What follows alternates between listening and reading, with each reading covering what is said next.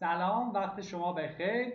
اینجا اکوهادی در یک ویدئوی باحال میخوام نحوه وارد کردن داده ها به نرم افزار آر یا برنامه آر استودیو رو بهتون بگم.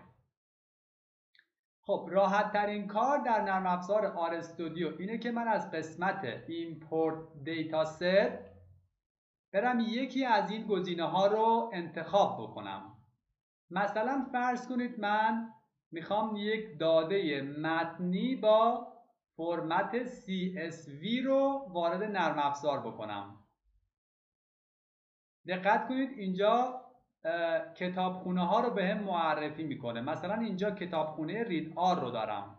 من اگه اینو انتخاب بکنم یه پنجره‌ای برای من باز میشه که میتونم از قسمت بروز برم دیتایی که توی سیستم ذخیره کردم از قبل رو انتخاب بکنم و بیارم توی نرم افزار. فرض کنید من دیتایی که میخوام وارد کنم توی درایو ای هستش و در فولدر لرنینگ آر قرار داره. اسم اون دیتایی که میخوام وارد کنم اسمش هست income.data که فرمتش CSV هستش. انتخاب میکنم، روی اوپن کلیک میکنم. در این قسمت یه پیشنمایشی از داده ها به هم میده.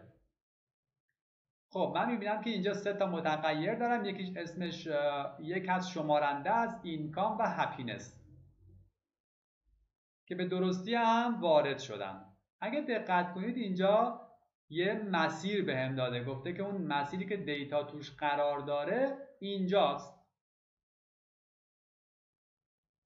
و این پایین import options یه سری آپشن بهم میده که میتونم توی دیتا اعمال بکنم. مثلا اینجا میتونم اسم اون دیتا رو عوض بکنم، یا اینجا میتونم این دیتا رو به صورت x1 x2 و x3 بیارم، یا اینکه بهش بگم خب این اسامی که اینجا هستن که در دیتای قبلیم وجود داشتن با همین اسما بیان توی نرم افزار آر. و در قسمت دلیمیتر اینجا با کاما یا سمیکالن یا سایر موارد میتونم دیتام رو به ستونهای مختلفی تقسیم بکنم یا از همدیگه جدا بکنم.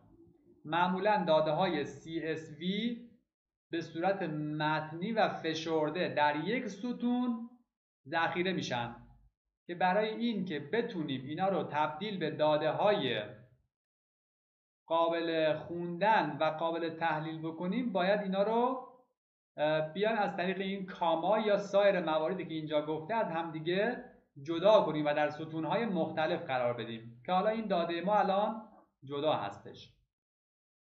در قسمت کد پریویو یک کدی بهم میده، میگه این کد رو اگه شما برداری و ببری توی اون قسمت اسکریپت ها بذاری میتونی دفعه بعدی از طریق این کد دیتا رو وارد بکنی. من حالا الان این دفعه دستی وارد میکنم و یک بار هم این رو از طریق کد با همدیگه کار میکنیم. خب من به صورت دستی اینو اجرا کردم، داده ها رو برای من آورده. ببینید در این قسمت میتونم دیتا هام رو ببینم، اینجا میتونم دیتا هایی که ذخیره شده اینجا رو ببینم و اینم که قسمت کنسول هستش که کارهایی که انجام میدم میاد اینجا به هم نمایش میده که این کار درست انجام شده، چطوریه و یا خطایی داره یا نه. خب من میخوام حالا این دفعه از طریق کد این دیتا رو وارد کنم.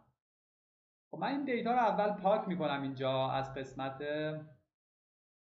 اینا رو پاک میکنم، هیچ دیتایی ندارم اینجا، اینم پاک.